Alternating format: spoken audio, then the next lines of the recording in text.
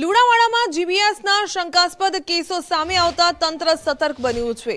આદર્શ સ્કૂલના બાળકોમાં લક્ષણો જોવા મળ્યા છે, ત્યારે તંત્ર સતર્ક બન્યું છે। વિદ્યાર્થીઓ સંક્રમિત થયા છે। જિલ્લા કલેક્ટર અર્પિત સાગરે પોતે એક્શન મોડમાં આવ્યા। વહેલી સવારે જ કલેક્ટરે આરોગ્યની ટીમ સાથે જયશ્રીનગર અને ગણેશ સોસાયટીમાં ઘરે ઘરે જઈને તપાસ હાથ ધરી, જ્યાં સ્થાનિકોએ દૂષિત પાણી અને ગંદકી અંગે રજૂઆત કરી હતી।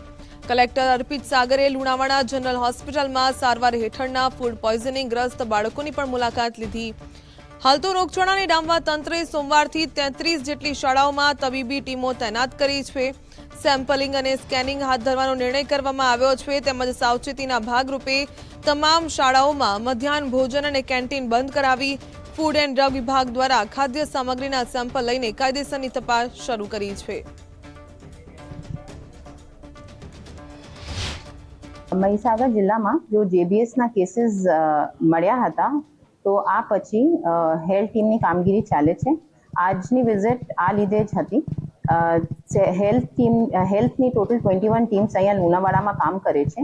હવે મારી વિઝિટ થઈ છે જયશ્રીનગરમાં, જેમાં હેલ્થ ટીમને એક હેલ્થ ટીમ હતી, જેમાં જે લોકોને સવાર 9 વાગ્યાથી 59 હાઉસીસના સર્વે કર્યા છે।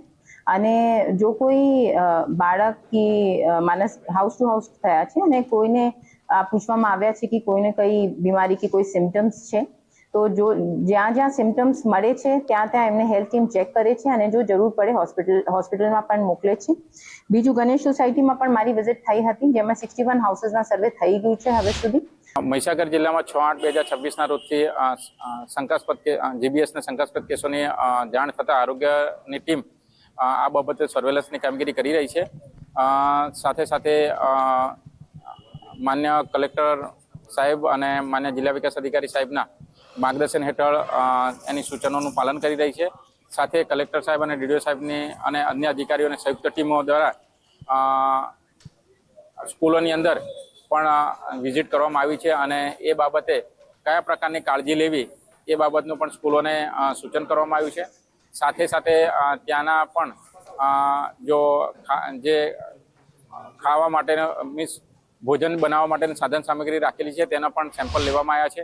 મારા છોકરાને 10 તારીખે જીબીએસના લક્ષણ થયેલા, એટલે અમે ખાલી પીડિયાટિશિયનને ગોધરા બતાવવા ગયેલા। ગોધરાથી મને એવું કીધું કે આના 100% આને જીબીએસ થયેલું છે, તો તમે બીજે જઈને બતાવો, અમારે અહીંયા ટ્રીટમેન્ટ નથી। એટલે અમે અહીંયાથી સીધા અમે જતા રહ્યા અમદાવાદ। ત્યાં આગળ અમે અમદાવાદ જઈ અને ડૉક્ટરને બતાવ્યું, સ્નેહ ચિલ્ડ્રન્સ હોસ્પિટલમાં પીડિયાટ્રિશિયન છે, ન્યુરો પીડિયાટ્રિશિયન છે, તો અમને એવું કીધું કે 100% આ જીબીએસનો જ કેસ છે। એટલે પછી ત્યાંથી અમારી ટ્રીટમેન્ટ ચાલુ થઈ। આ ટ્રીટમેન્ટમાં અમને લગભગ આઈસીયુમાં રાખેલા અને નિયર અબાઉટ 3 લાખ જેવો 3-3.5 જેવો ખર્ચો થયો છે એમ।